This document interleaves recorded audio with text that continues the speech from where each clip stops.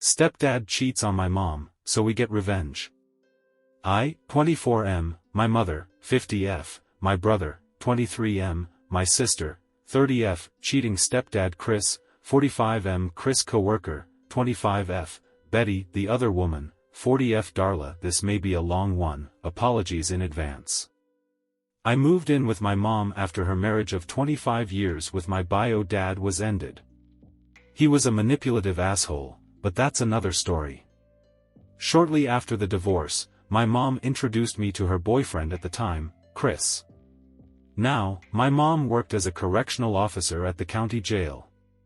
The boyfriend was a former inmate, in for a DUI. That should have been the first red flag, but my mom was grieving a long marriage, and I didn't want to push the subject.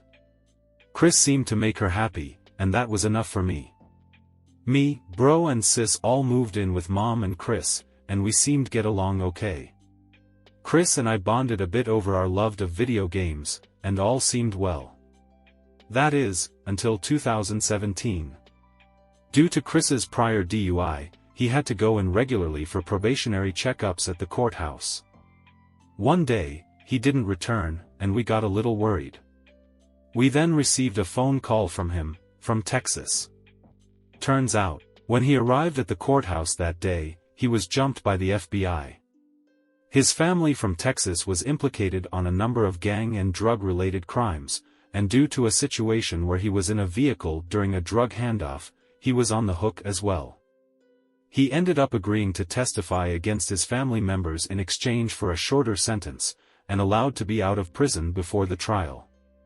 My mom was distraught, and over the course of many phone calls over a year, they worked out their marriage plans when he returned. His store owner at the DQ he worked at allowed him to come back as well, back to his store manager position. Soon after, the drinking started.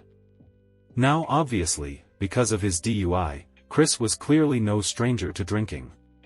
He began to drink more and more, to the point where he was consuming half a 24-pack of beer a day. Chris was a mean drunk.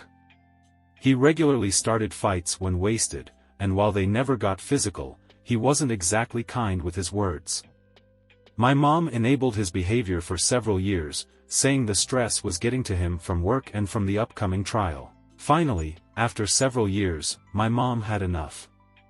Chris came home extremely drunk one night, and my mom confronted him. She asked if he'd been drinking, and when he didn't deny it, she kicked him out. He went to live with a friend temporarily. The next morning, Mom asked us to help gather a few of his essentials so that he didn't have to re-enter the home until he was sober. While we were gathering his things, we heard a knock at the front door. We opened it to find Betty, one of Chris's co-workers and someone I went to high school with. She told my mom she had something important to share. After sitting my mom down and telling her not to share where she got the info from, Betty told my mom about how Chris was cheating on my mom with Darla. How he regularly had Darla perform sexual acts in and around his workplace. How Betty had caught them, and how Chris told her that if she ever told my mom, he'd fire her. He was the store manager. And finally, how Darla was pregnant. My mom was angry. After the initial shock wore off, she told us to round up all of Chris's things, and to dump it outside. We took everything of his out of the house and tossed it all in the alley behind our house. Chris had no reason or ability to return to the house. It was rented, with only my mom on the paperwork, so no issues there. In the meantime, she called and confronted him. He confessed to the entire affair, and that he was happy Darla was pregnant because that meant he'd finally have a child of his own. Mom refused to have more kids. We three were massive strains on her body. She likely wouldn't survive anymore.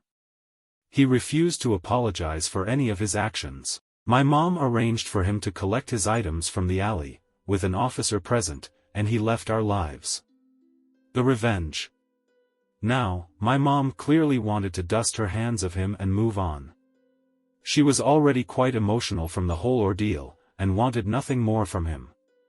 But sis, bro, and I had other ideas. First, we called his workplace.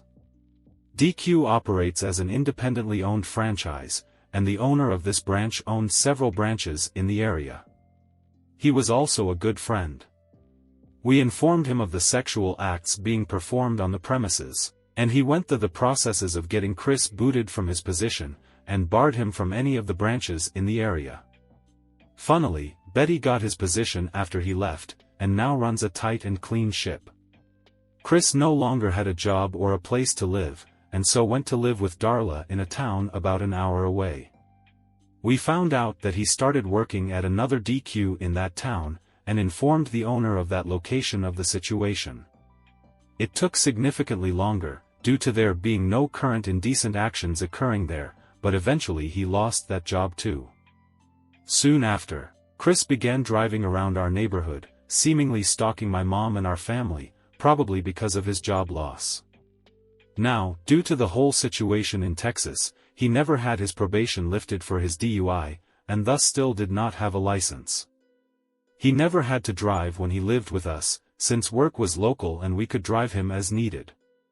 But here was clearly driving around by himself when he shouldn't be. We contacted the police and informed them about Darla's vehicle in our neighborhood, and that we believed Chris was driving it, without a license. We told them to pull over the vehicle next time they see it, as it would likely be seen driving again. Sure enough, a few weeks later, we were told that Chris indeed was pulled over, and sent back to the local jail for driving without a license, and while intoxicated. The police also did a search of the home he was staying at, and found several guns at the premises. Since he was a felon, he was not legally allowed to have weaponry on the premises, meaning there was more jail time tacked on. By the time his jail time had finished, it was just in time for him to be sent back to incarceration in Texas for the trial. Chris's son was born while Chris was in prison. Darla evidently realized what an absolute ass Chris was, and cut ties with him while he was in prison. During his prison time, Chris started sending tons of letters to my mom, stating how sorry he was, pleading to take him back, and ranting about how it wasn't his fault, all in the same letter, mind you. Mom burnt every one of them. We moved on, moving out of state. Chris evidently got out of prison some years ago, and now lives in Kansas, struggling and fighting child support, which Darla sued him for. Mom now has a new boyfriend, who treats her right and cares a lot more than Chris ever did. Bro and sis moved on and out, and I still live with Mom, assisting her with the newly purchased home that we've been renovating. Life's looking okay. I was reminded of this by a chat with a coworker about cheaters, and thought to post it here for others to enjoy.